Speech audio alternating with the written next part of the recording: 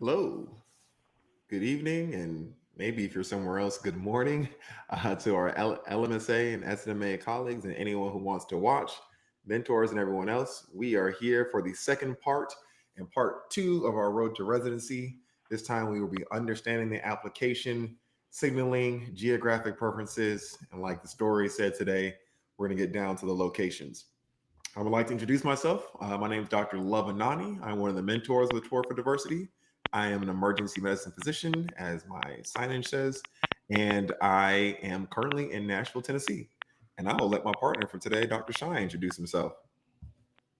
Good evening. My name is Corey Shy. I'm also a mentor for Children Diversity, and I'm an internal medicine physician in hospital medicine, and I do addiction medicine at WashU. So I've been here for about 6 years. Also did residency here as well, and I guess I have a little bit of experience. I'm on the admissions committee for our med school here, and I do a lot of interviews for our internal medicine residents. See? So you guys are going to have the full gamut of everything. So, starting from the top, we want to once again make sure everyone watching today does not miss a session. All right, if you missed the first one, sorry. You can go back and watch it on YouTube. It is on the SNMA official YouTube account. So you can go there, you can watch the replay. If you do the question and answers at the end, we probably won't read them, but you can feel free to submit anything anyways. Today, we are on our signaling geographic preferences. Starting the 25th, we have our specialty panels. And we have some clues for who's going to be on those panels. For anyone who joined today, you get to see an early preview of some of our graphics that will be going out over the weekend and over the next week about our various panels. And then far into the future, we'll talk to you about saving money, right? The big, beautiful bill passed. You got to figure out how many applications you want to apply to. Do you need health insurance as a resident? Do you not? Do you need disability insurance or not? The doc will go over that. Then in February, right before the rank lists are due, we will have one more session. We will come back once again, answer all your questions about rank list. And for some, we will give some updates and some heads up about how to master the SOAP. We went over this yesterday or in our last presentation. About 20% of people overall who apply to the match will probably have to do SOAP. So that's one of the things that we want to kind of knock out of the park and make sure if you do have to do it, you come out with the program on the back end. Then we will be talking about discrimination in residency, how to avoid being that squeaky wheel, how to avoid getting called out, and most importantly, how to avoid being dismissed. And then that ends with a full-on match. All right, so we'll keep going forward. Today's agenda, we'll do some background and research into the various applications. We are going to focus on the big two. I'm going to let you know about the others that are out there. If you have questions about those, you can ask us. And we will be pointing you towards some panels to answer more about those. We'll be talking about the supplemental application portions, meaning signaling, geographic preferences, and experiences. Those will be the big things. And then we'll talk about just opening it up to all of you out there. We did take some questions from the survey after the last one, things you wanted to see in this presentation. We placed them all on the slide. And we're going to make sure we answer them one by one. And we will be taking Q&A live here. So feel free to hop in and place questions in the YouTube chat. We do read them live. We will stop and answer your questions. So please feel free to jump in. All right. First and foremost, background. ERAS. All right. ERAS is the main big dog out there. It is managed by the AAMC. It's performed research and obtained feedback over several years and decided to implement these changes. You may not be able to guess it. No, I'm kidding. I applied to residency way more than 4 years ago. There was no such thing as geographic preferences or signaling or experiences. Dr. Shah and I were just joking. You could download your whole CV and put 20 different organizations and experiences on there. Can't do that anymore. But they have found after talking with program directors that this has made it easier and more wholesome when reviewing applicants. And we will be going over some data points and feedback that those program directors gave. SF Match, or the San Francisco Match, is a private institution. It performs, at least last time I checked, only 2 main matches, ophthalmology and plastics, but it does a ton of fellowships. Plastics, however, can be done through ERAS for combined programs. And there's another plastic organization out there, Plastic Surgery Central Application as well. As far as I could tell, I didn't see any changes there about which one's the best for you and your plastic journey. I highly recommend you join us on August 28th with our surgery panel, and you will have the whole gamut of people there to answer all your plastic questions. Some more background. There is the American Urology Association for Urology. They have their own match, been going on for about 39 years. The panel that we have on the 28th will also be giving some more updates, but do know you can do urology through ERAS as well. A lot of double dipping out here. Certain programs probably go one way or another, so you have to do research on where you plan on applying. The new kid on the block, and we mean this literally, is Residency Cast. Residency Cast just came out last year and ran its first match for OB. And before the results even came out, EM jumped on. So my specialty's on there. It was a shocker to me. I thought we were going to be Team ERAS forever, but apparently not. According to ERAS or Residency Cast, they like to evaluate their candidates based on their values and priorities and interests. Again, this is emergency medicine's first year. As I kind of hinted in the promo, how well was OB with Residency Cast? 99% of slots filled. That's how well the Residency Cast went for them. There was no change up or no switch from prior years when using ERAS. If a program had a spot, it was filled, point blank, period. So I think people are pretty much on it, and the learning curve was not as stiff as we thought it was going to be. And so for anyone applying this year, you no longer can think of this as like an easy way in, or maybe things will slip through the crack. It won't, not with 99% filling. So very busy slide, might be hard to see. Feel free to zoom in, spread it out, take a picture, whatever you want to do. I am going to explain this and break it down. Luckily, our overall presentation is short, so we have time to make sure every piece of data is explained to you guys. This was taken from the 2024 Program Director Survey, and these were, again, the factors that they used for interview. We kind of went over this a little bit in the first one, but now it's broken down into did not use, not important, somewhat important, important, very important. And then I like this combined last category, which combines important and very important, right? You never know what people mean really when they say that. Now it's combined. We had this factor last time, and it shows similar to our first presentation. You can just scroll and look for the first high number. 74% of program directors said they use this for interviews. Scroll over, ding, ding, ding. There it is again, guys. Personal statements. You scroll down to the next 70. Scroll over, no big surprise. Step 2 CK and level 2 score. Now, what you guys did not see is step 1. Step 1 is pass, fail. Do not fail, but obviously passing is probably not even thought about anymore. The next 70 is step 2. It's your actual pass, fail. So 75% care if you passed or fail, and those basically the same people care what your score is, but passing is clearly more important. So do that first. Then your next 70% is down here at MSPE, and then again another 70% letters of recommendations. We hit all of those in our first presentation, and you're probably sitting there going, well, why are we doing it again? Because you need to see what's important from this presentation. All right, those experiences, 56% used when factoring in their interviews. That's what we're talking about today. Meaningful experiences, 55%, and 40% use the actual essay. So this is a good thing to point out, which Dr. Shai will talk about more. 55% cared that you wrote something, and then 40% actually like read it and used something from there. But program signals, this is really big, 67%. And I guarantee, I'd probably assume after this match, it probably be higher to 70. Signals matter, so we're gonna make sure you guys give those to the right places.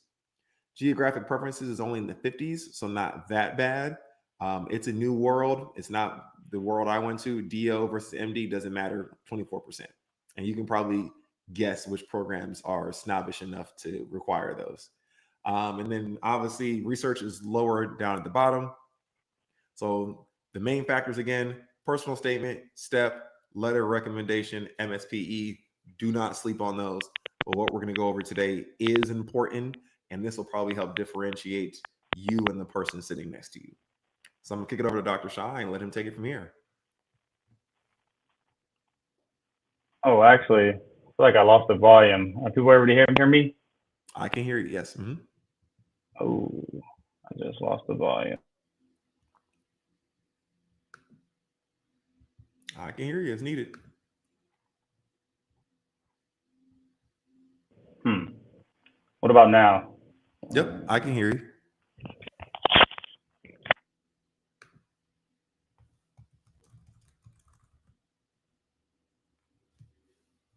People hear me now? Yep, I can hear you. Okay, sorry about that. As soon No as I problem. came on, my audio went. What a coincidence. All right, so we're gonna talk about master learning experiences. So, like we were mentioning before, whenever we're applying, you could just put everything there. So I think this is actually much better because when I review applicants beforehand, there could be like 30 things there, and so there could be something really important, really good. If I'm like screening through it really quickly, I might miss something very important to you. So now I know that these are kind of like the best of the best things, and so I think that was a really good thing for as far as you guys not having to put down so many different things, but then also us kind of reading your applications, kind of know, what's the most important things as well. And so, so it's 10 for ERAS, and then you'll have the three meaningful experiences we'll talk about. And the SF Opto, they have the hobbies and the interests, just like the SF Plastics. And then the residency Cal, so they get two more, and then they have three meaningful experiences, but then they also have a three non-medical, which is separate. And so it kind of gives you that 18 different things you could potentially do for the residency CAS. And so what's new this year, which is really nice, is the hobbies are standalone. So it's a standalone within the experience section, which I think is very important because, like I said, everyone's a little different as far as reviewing, applications and things. But I really like to look at the hobbies and some of the things that are like, outside of the hardcore kind of sciencey things, just to kind of see if people are well-rounded individuals.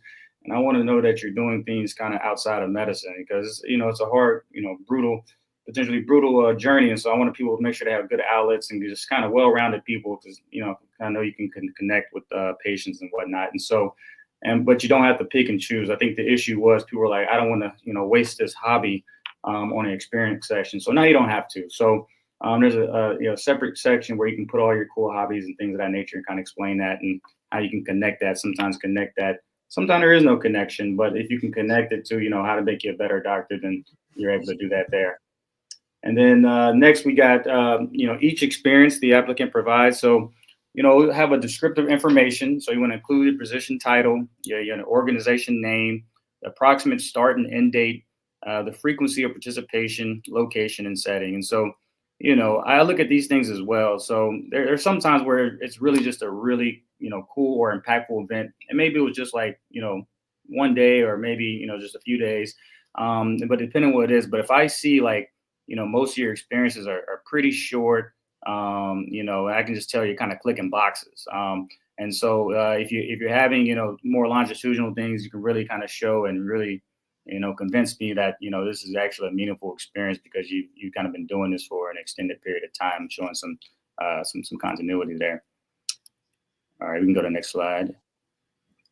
All right, so kind of just going on a little bit more. So, each applicant selects, so you're going to do an experience type, and there'll be another slide. We'll kind of talk about this a little bit more. And you'll select your primary focus area, and then you'll do key characteristics if it's, if it's applicable. And then so, applicants may briefly describe the experience, the major activities, their responsibilities, and important context. And I feel like, you guys are probably used to doing this, especially with the, when you apply to medical school, you have to do something similar to this. And then you have, the certain amount, you have 1,020 characters or fewer that you can use to describe all these things.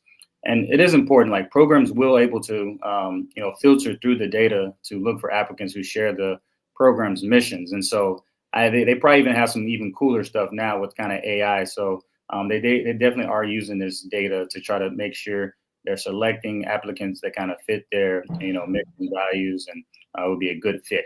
A lot of in residency, what we do is really, it's a lot of fit. So it's a lot of fit for, what we think would be a great for us. And then for you guys as well, what's going to be a great fit for you. All right, we can go to the next slide.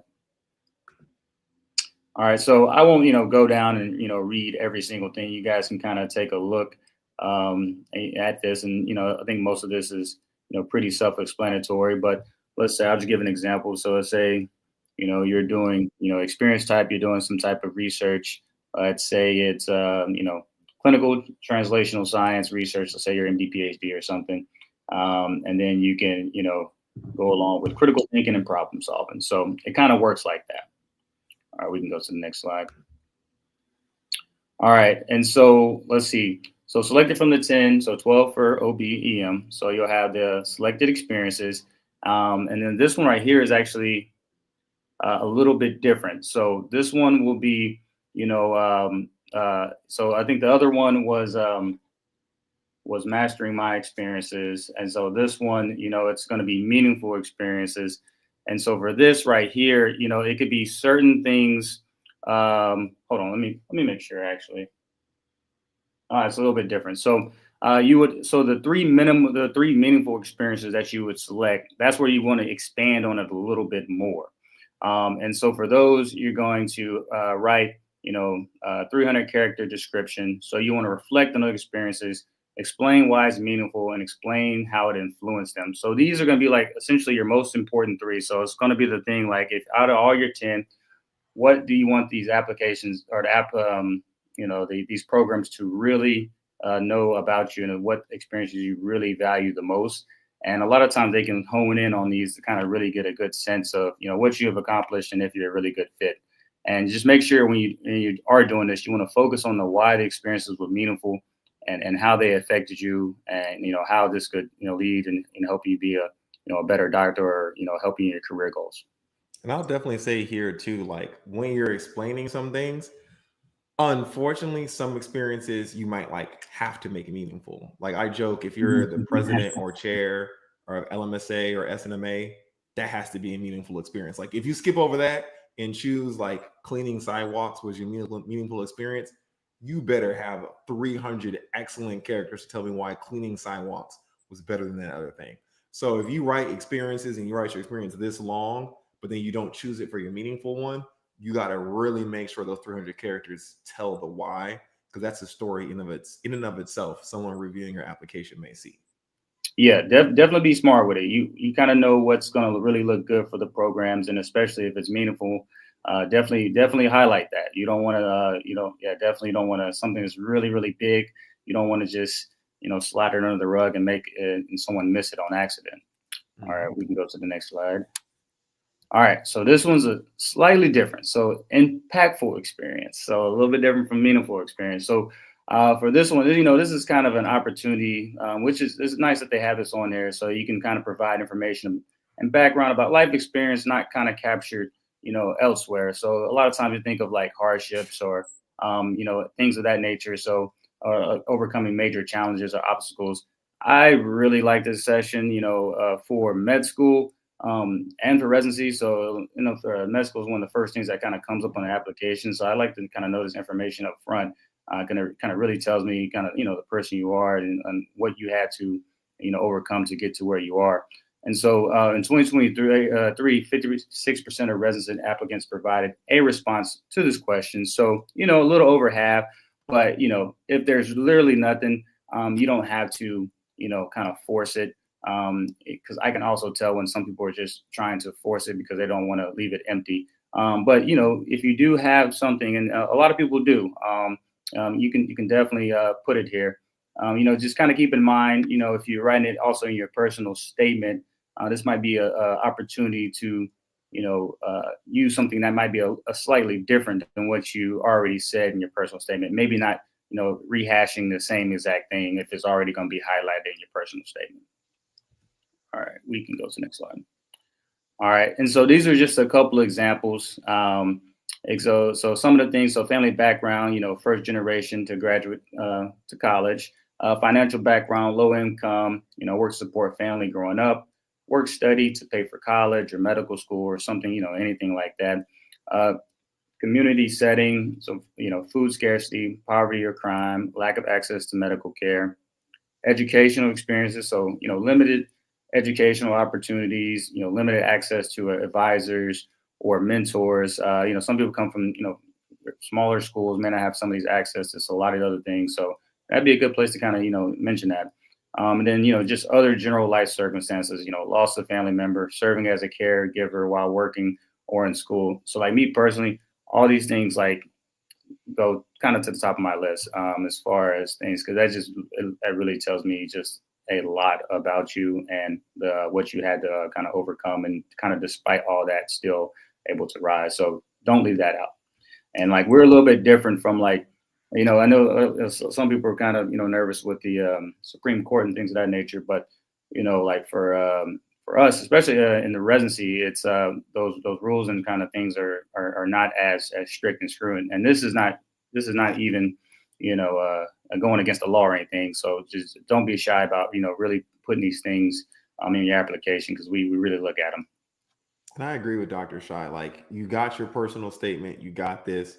For people who life have lifed before, definitely use them for two different experiences.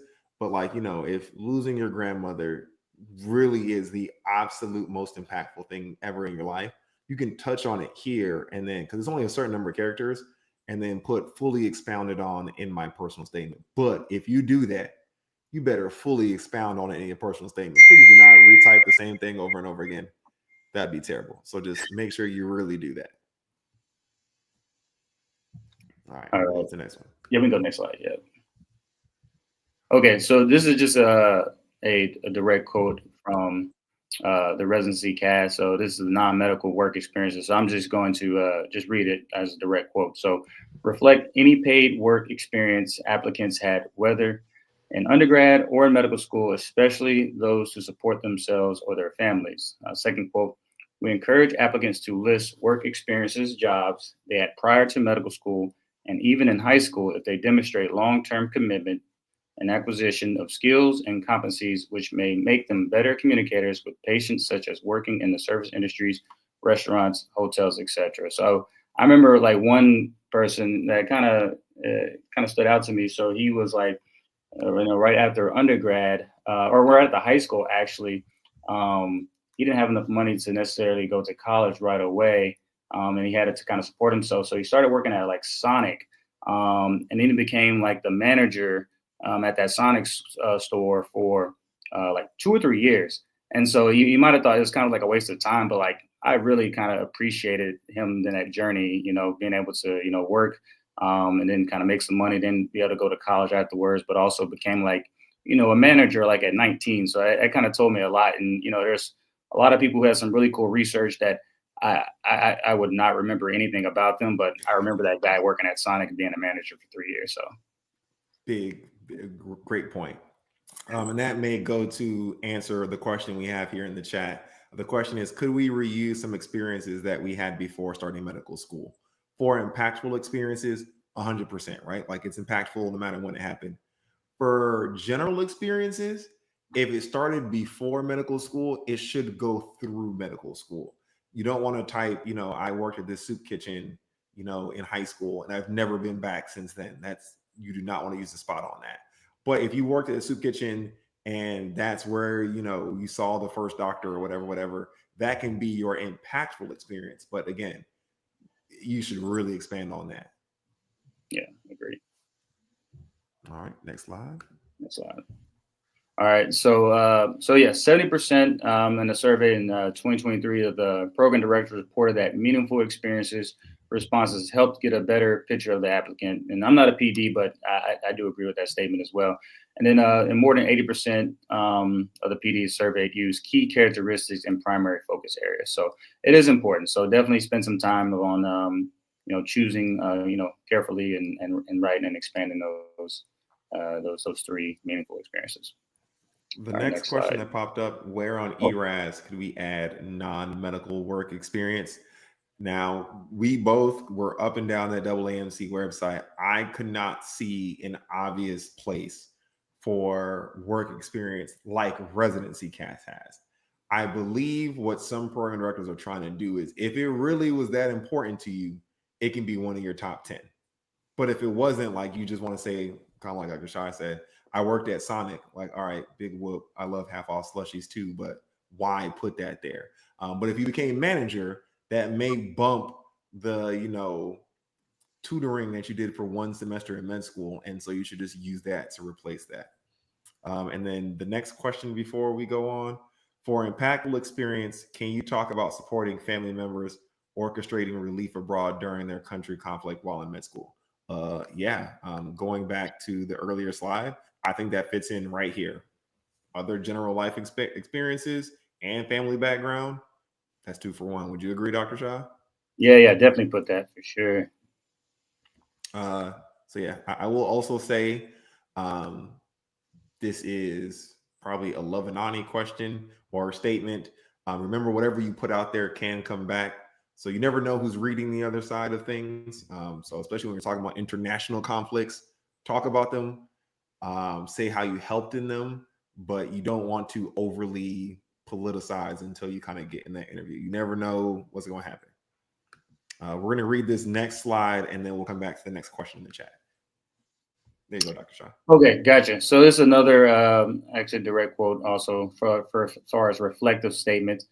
So it's kind of similar, kind of like the hardships where you can, in the residency cast, where you can kind of highlight this. And so what they say is invited to share a pivotal life event, challenge, or hardship that has deeply influenced your personal journey and professional development, shaping your commitment to a medical career or significantly impacting your path to date. And so I like how it's pretty consistent, through the med school and also the residency applications, kind of having a space for people to kind of put this and highlight this. The next question was, what general format would you recommend following when writing out our 10 experiences? For example, how should we structure the content? The ERAS application itself does a lot of the heavy lifting. Like Dr. Shai said, you have to put, let me just go back so I don't mess it up, you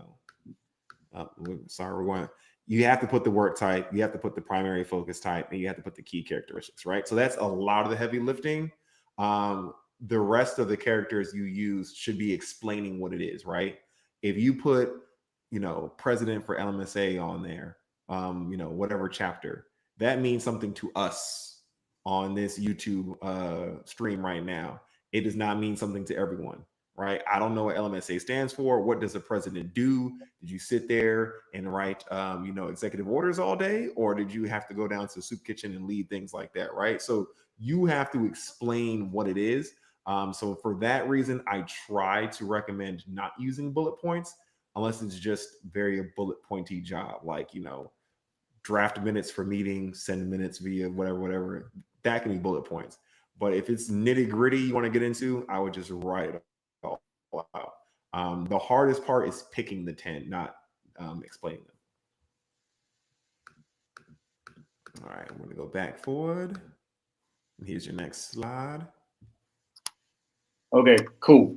All right. And so also the thing that's different from what me and Love was applying here is kind of there's a geographical preferences as well. And so you can select up to 3, and we'll get in the next slide, U.S. Census Division preferences. And so there's an opportunity to also explain your reasoning now as well. So beforehand, you could just put, your 3 different geographical locations, but now you can actually explain kind of why you're choosing it. And then there's also like no preferences, also an option. And then you can indicate a setting preference. So like, urban, suburban, rural, no preference, opportunity to explain your reasoning as well.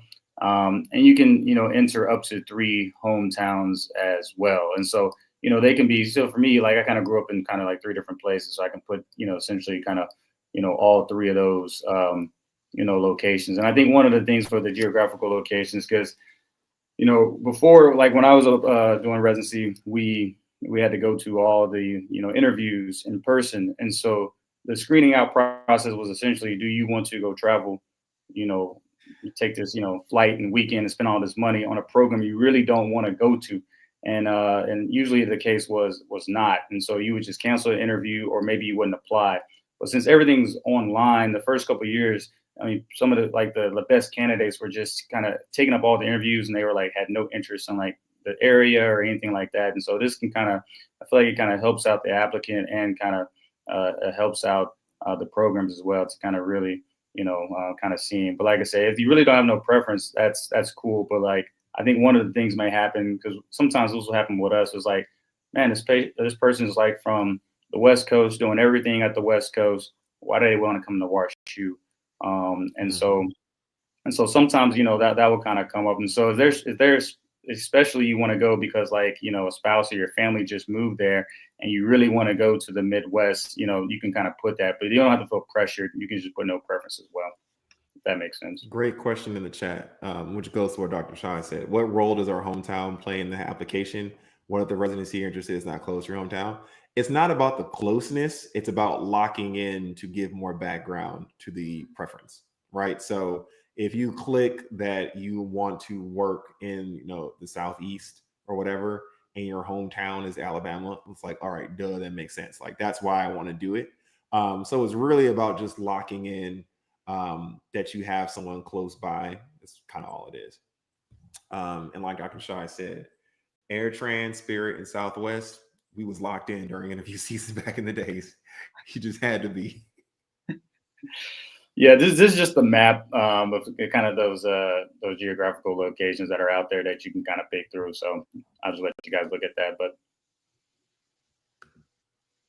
all right, so this kind of just lets you know like what the, you know, applicant indicates. So let's say, you know, you use a preference for your program's division. And so what the program will see is like the applicant division preference, and if provided by the applicant, a short explanation of why they prefer your division. So kind of those, you know, 3 geographical locations in the settings. And so you put no division preference. So the program is going to see no preference, and then, you know, a short explanation if provided. And if you put a preference for another division, there's going to be no information that the program is going to see. So it's not going to penalize you for that. And if you skip this section, there's going to be no information delayed as well. And so and kind of the point was this was, you know, it wasn't supposed to be kind of a punitive thing to where if you didn't choose the location that, you know, that would be something that they would be kind of discriminatory against you. So, you know, it's not like 100%, right? But it's kind of a way to kind of reduce that from happening. And then now I get to talk about signaling. So signaling stretches across all the platforms. I'm gonna start with ERAS, but it's essentially the same for Residency Cast. They are virtual tokens, quote unquote, that each applicant gets to show programs genuine interest.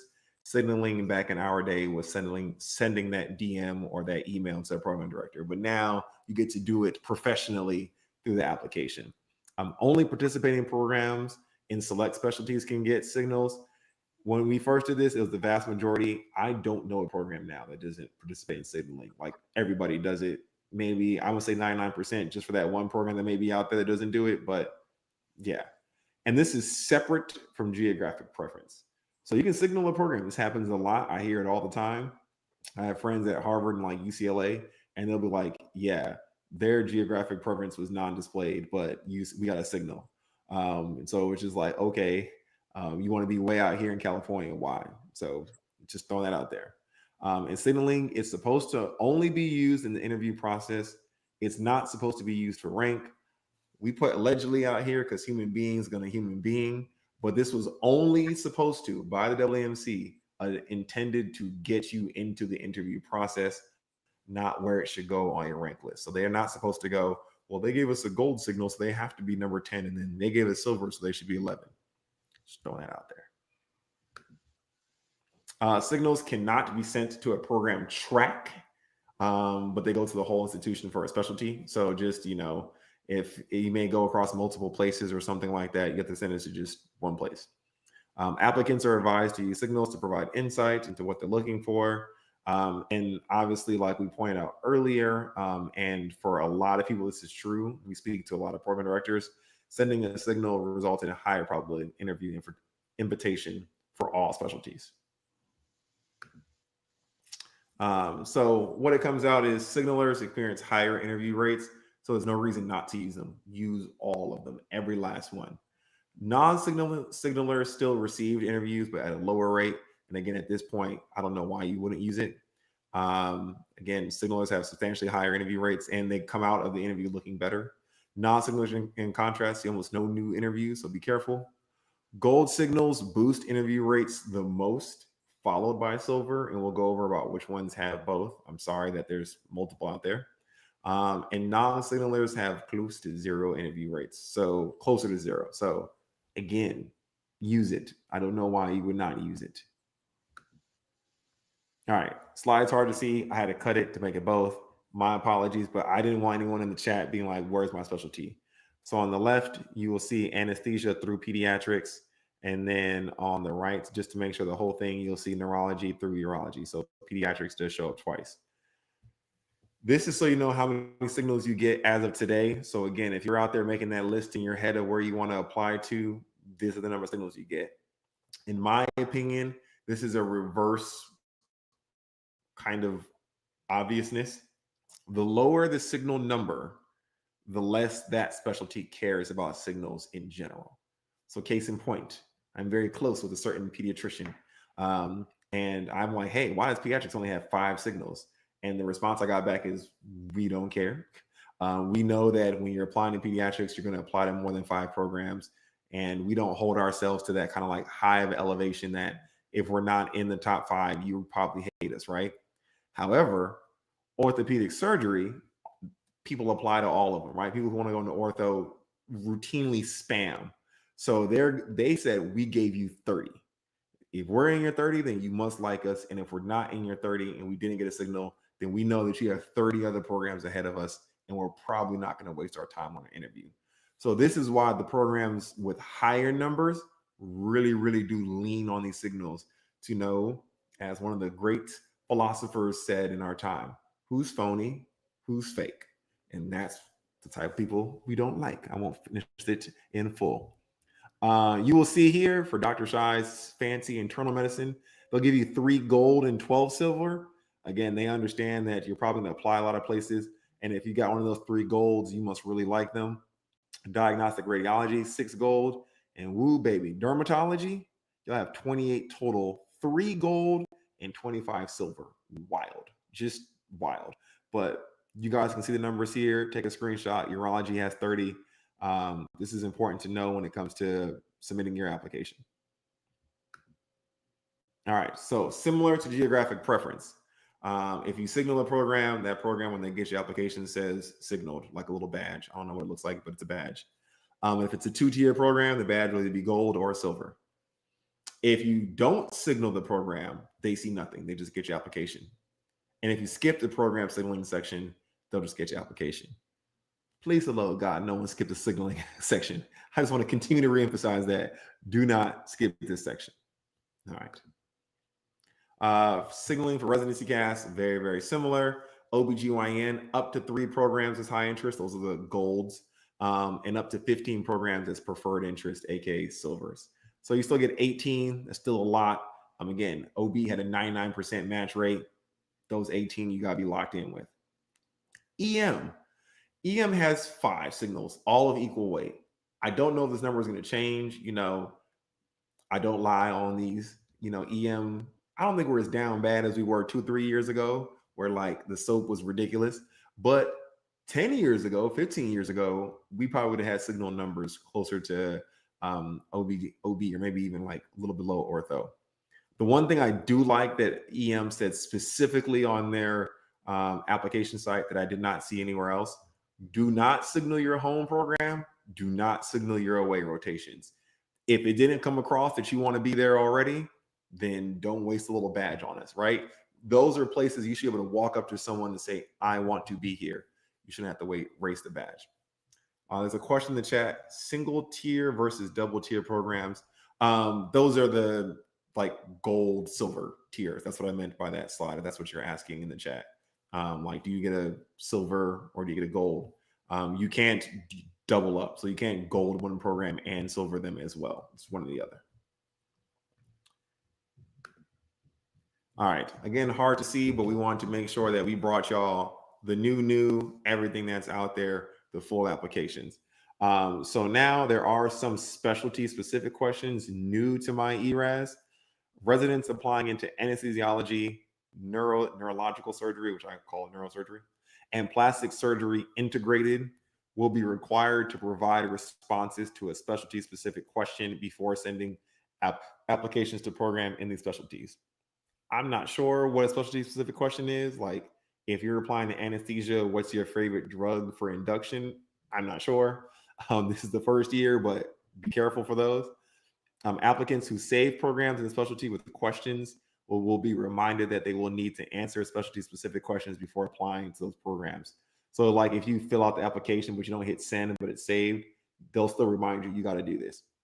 Responses will only be available to programs in that specialty. So if you fill out, hey, I really like propofol for induction, but you like double applied to EM or something, we're not going to see that you prefer that. Questions must be answered during regular season and the SOAP. So you don't get out of it if you SOAP into something else.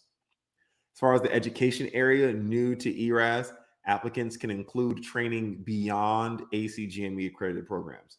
So for some reason you didn't match and you went to, I don't know, England to do a residency, and now you're coming back to the US, right? England, the ACGME is not over there. So you can now list those in the training session and not have to use one of your meaningful experiences, even though it probably was. There, you can have a whole section just for I got extra education. If others entered for accredited residency, you must include accrediting body, like where you got it from. Options to include programs and accreditation ID. I'd probably do that. Just helps the program director find them much easier. The interruptions and extensions section was, they just retitled it to this.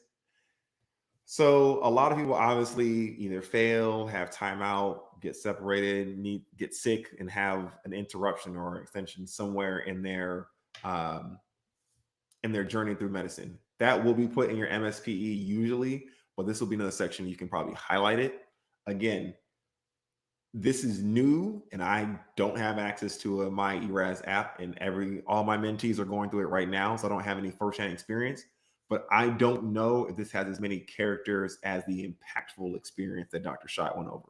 So if you had to leave school because your significant other got sick and you failed step 2 and they made you take a time off, right? That's obviously very impactful. That's probably a personal statement in my opinion. But if you don't want to write a personal statement about that, but you need to explain it, you might be able to put it here. We just don't know how many characters comes along with this right now. So it might be a click button. You might be able to write in full. Anyone watching this or here today, feel free to hit me up after you do the application and let me know so we can continue to help others in the future. Other new changes, pilots, and yes, anyone reading this and like, no, that's for next year, Dr. Nani. AAMC counts the season when the season ends. So you guys are in the 25-26 ERAS season because your ERAS ends in 2026. All right. So program signal statements for anesthesia and plastic surgery integrated. Applicants can provide more context into the signaling. So again, I can't stress enough how important signaling is. Do it, and now you have to write why you're doing it. So I think it puts even more heat on why you want to use those signals on those programs. ENT and ortho will pilot and opt out for geographic preferences. I believe they're doing that because most people who apply to those two specialties are quite competitive, don't care, probably apply all across the US. So why fake it? So my assumption, but I didn't know it said pilot and opt out, but it means you still can. So if you just hit up all the ortho ones on one coast, have at it. And then we kind of went over the specialty specific questions again for anesthesia, neuroplastics. You'll get an applicant worksheet. You'll see the questions there. Que sera. Again, Thalamus is just a program that Delaware AMC uses to help the transition to residency. It should be an easier platform. You'll have to download it just like everything else nowadays, but focus on your application. All right, now to the fun stuff. Signaling for optho was up to 7 signals. Last I checked, it may be increased. They cannot be modified or added once the application is submitted, so be careful. Plastics for the PSCA application, not ERAS, was only 5 signals.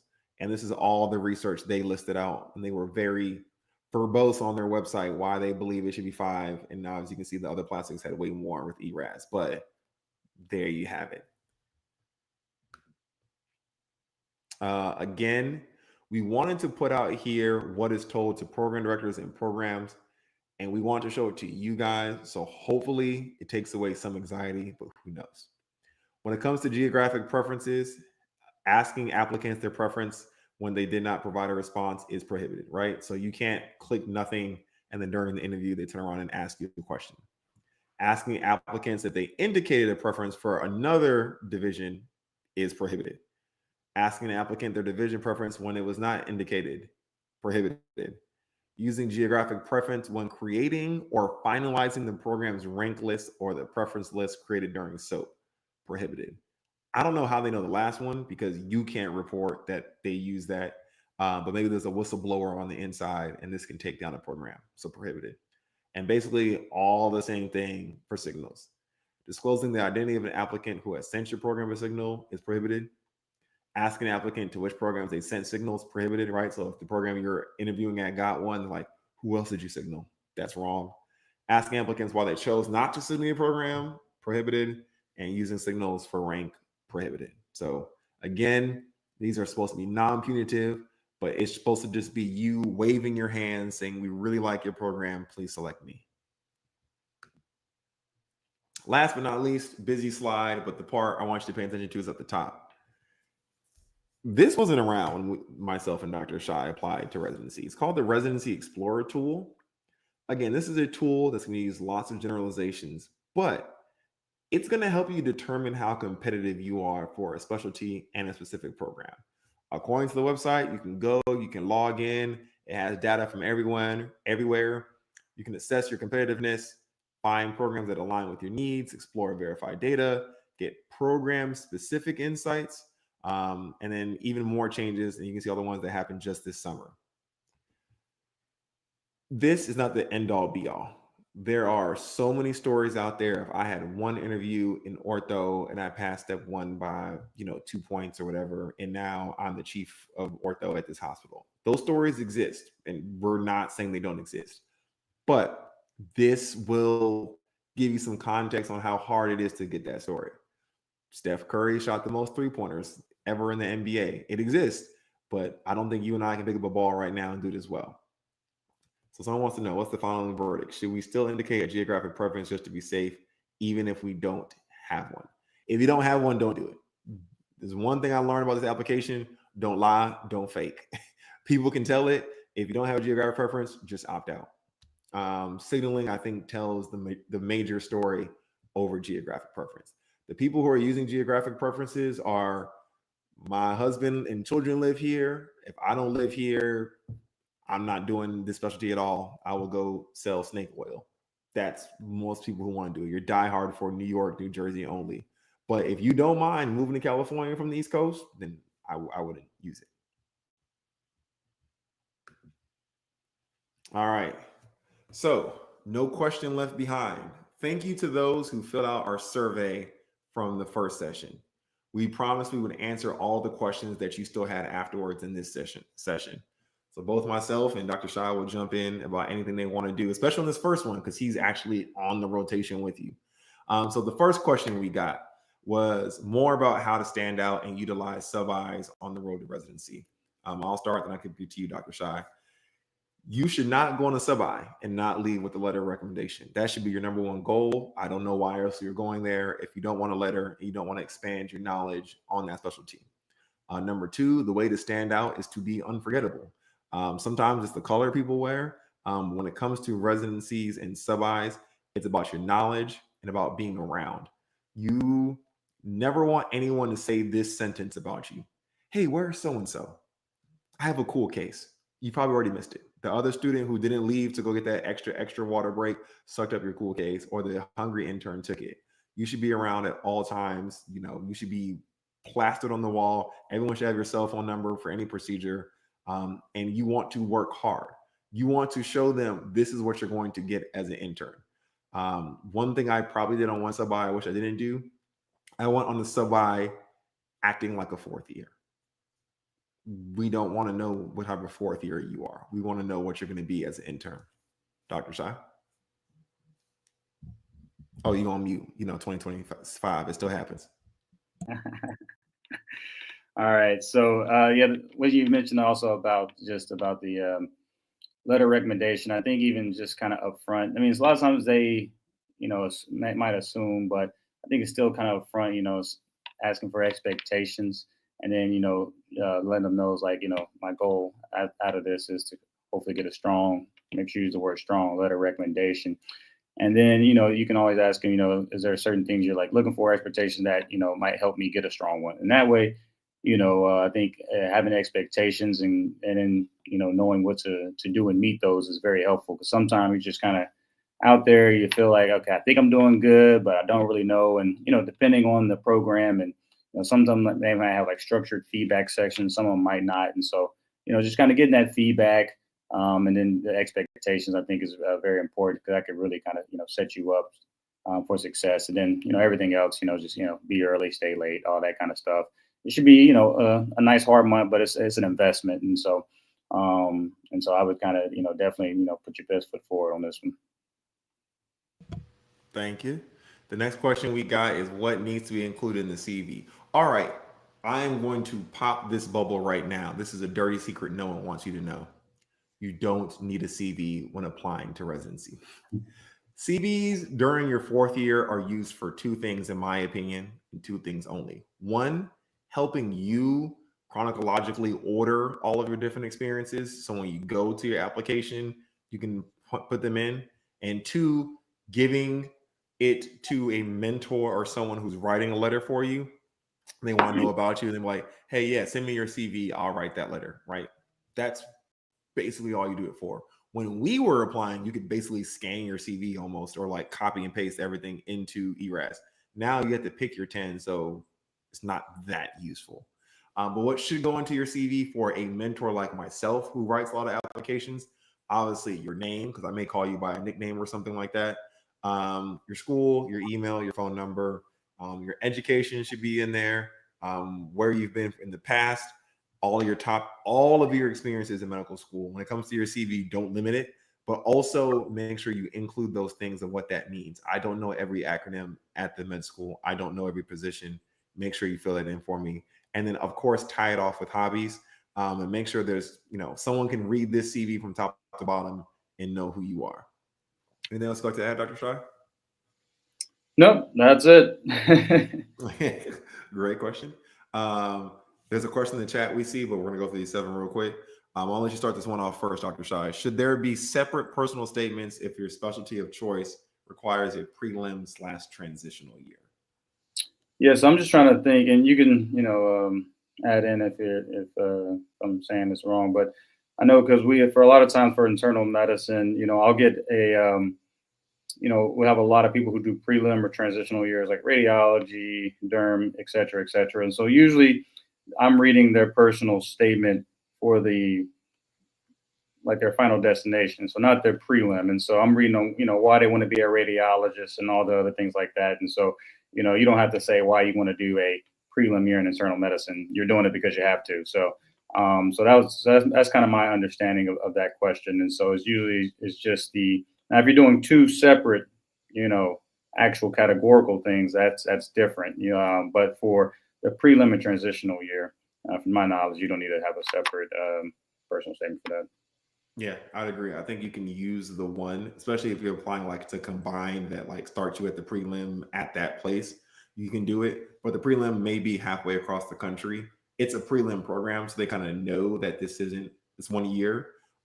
So you can use the same statement, and then say, like, at that bottom paragraph where you're like, I'm going to be a great radiology resident.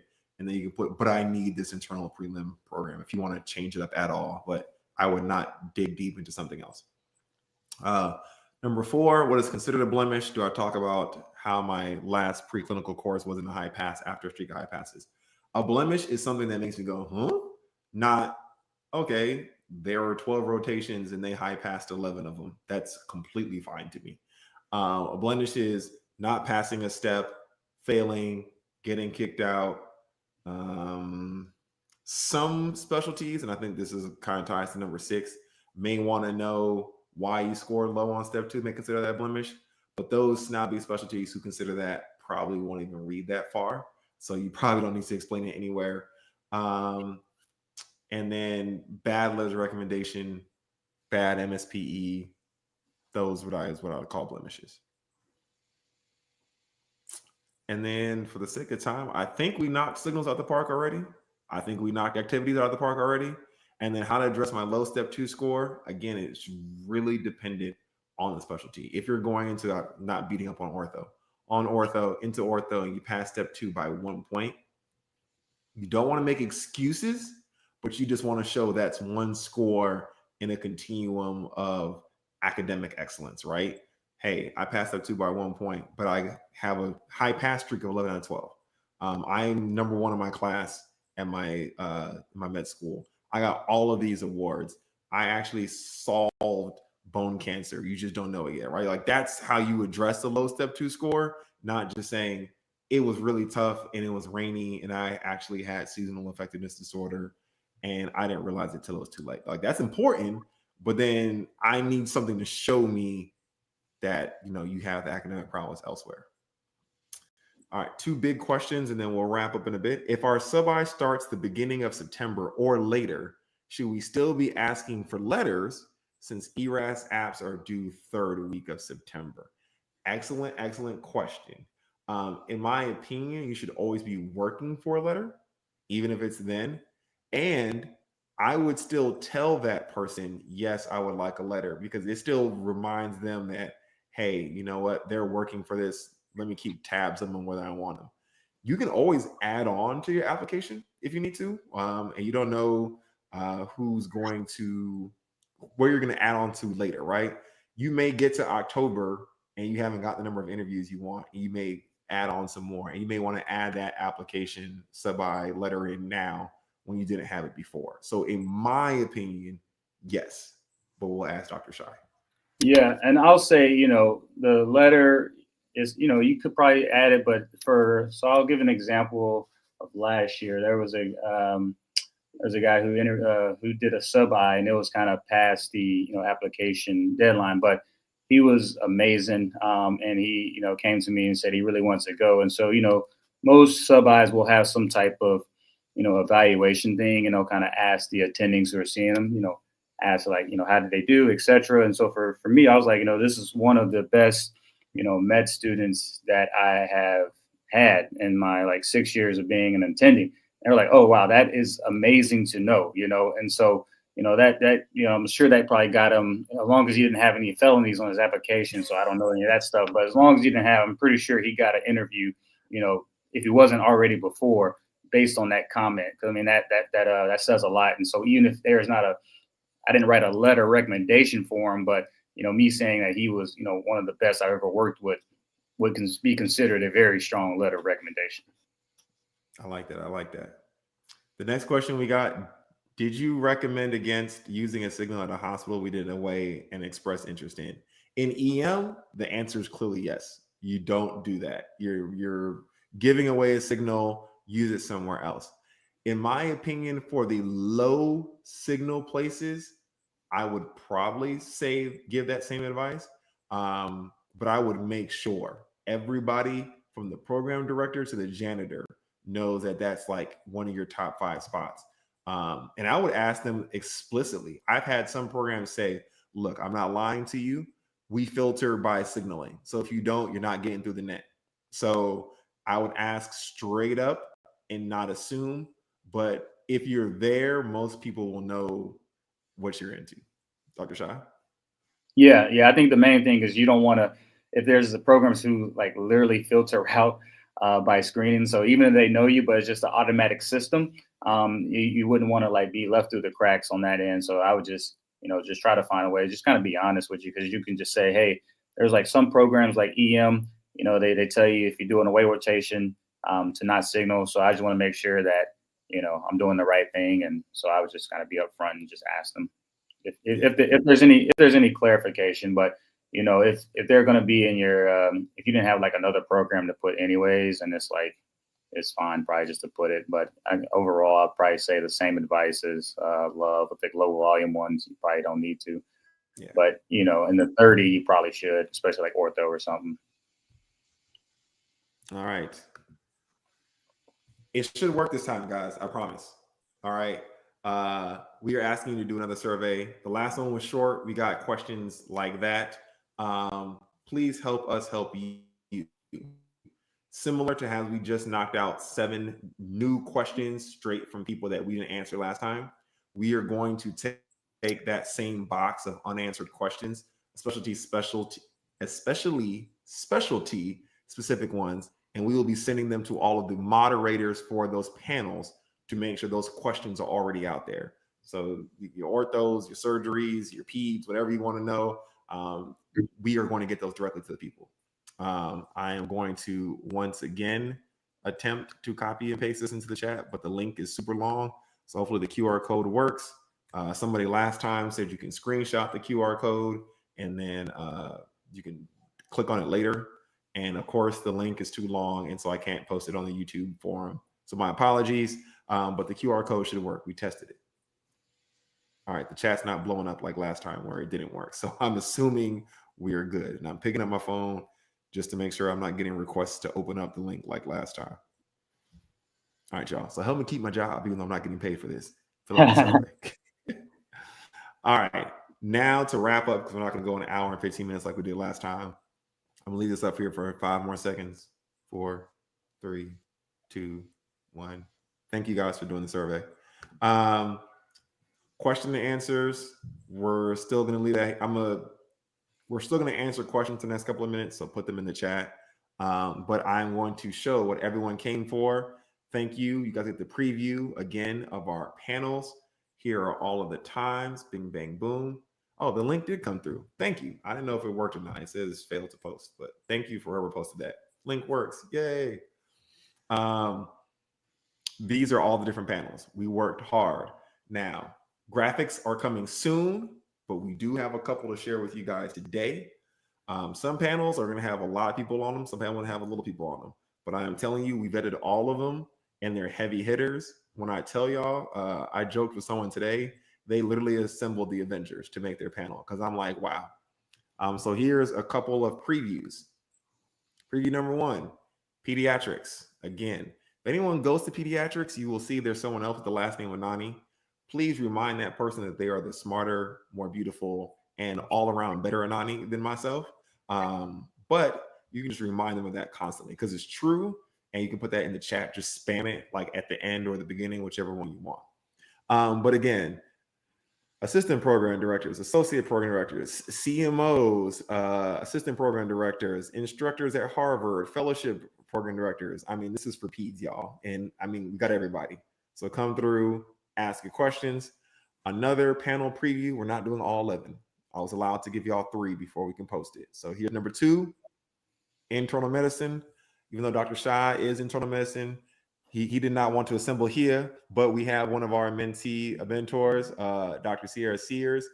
Y'all met Dr. Brittany Halford on our last session. Yes, she's at Beth Israel Deaconess. I'd have wrote Harvard, but you know, this sounds a lot better. We have internships or acting AI co-directors at St. Louis University, Dr. Shah. We have Dr. Anissa Smith all the way over there at USC on the West Coast, a HUCM alum. Look at that long title right there. Chief of the Department of Endocrinology, Dr. Amber Wheeler, and then Dr. Pablo Quintero, also at Harvard, cardio/IM heavy hitters. And then last but not least, psych. You know, I put all my Howard people on. So Dr. Danielle Hairston, the program director of Howard University's psych program. We have Dr. Muna Teslim, the child and adolescent psychiatry fellow at Georgetown. Dr. Jason Barrett, the program director and clerkship director at Charles Drew. Dr. Tony Sumlin, attending physician at Gold Health in Atlanta. Dr. Ulrich Vu, chief of the child and adolescent psychiatry residency or psychiatry department and residency program. It's a lot, y'all. Again, lots of titles. At Hackensack over there on the East Coast, and the associate residency director at Emory, Dr. DeWan White. So those are 3 previews that we're allowed to give y'all. So hopefully you guys come through to the panels, ask these lovely questions, blow them up in the chat. So yeah, I'm gonna leave this here for a couple of seconds because I think you guys probably prefer this over floating hands. Any other questions?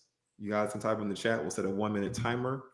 And then after that, we will disappear and let y'all enjoy your evening. Okay, 1-minute timer going now.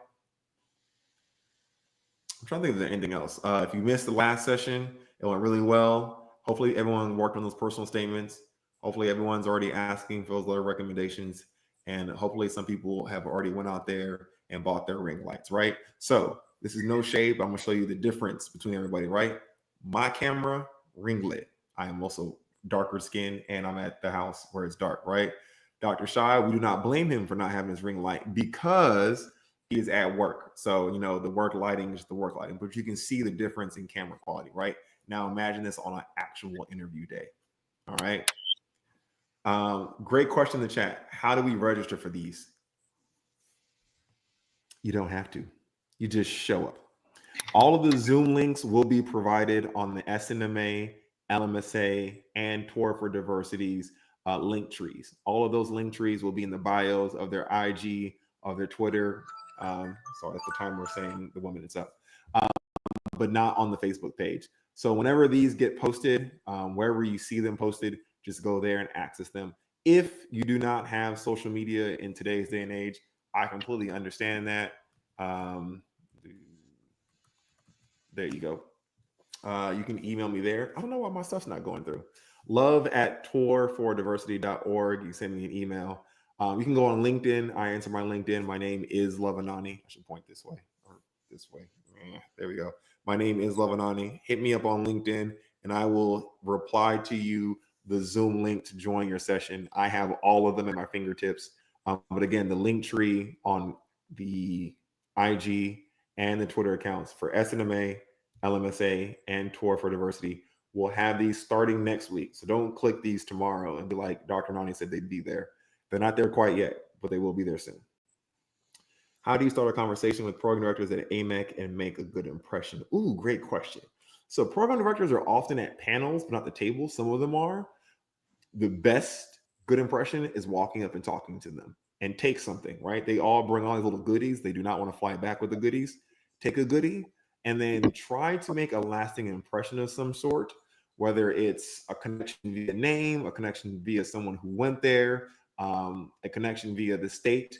You can just say, hey, I went to the road to residency and I actually saw your program there or heard about your program and I really wanted to apply. It's about hitting them as close as possible to make sure they remember you.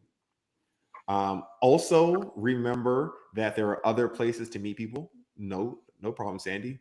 There's the LMSA National Convention that is coming up in September. So that's during application season. So you got AMEC and the LMSA National Convention. And if you just want to if you're only a member of SNMA, there is the SNMA National Leadership Institute, aka NLI, September 12th through 14th. It'll be in Sacramento. So you have LMSA in Chicago for their national conference, and you have NLI in California. So we have the two coasts covered. Residency programs will be at both. There will be more at the national convention than at NLI, but still a lot. Especially those there in Region 1 who get landlocked over there. Make sure you go down to California. You can celebrate and party with all of our board of directors and see how everything is run. All right. The timer went off. I'm checking the chat one more time. Thank you all for your time. The QR code once more. And we will let our wizards in the sky pull us out. And we'll see you next time. All right.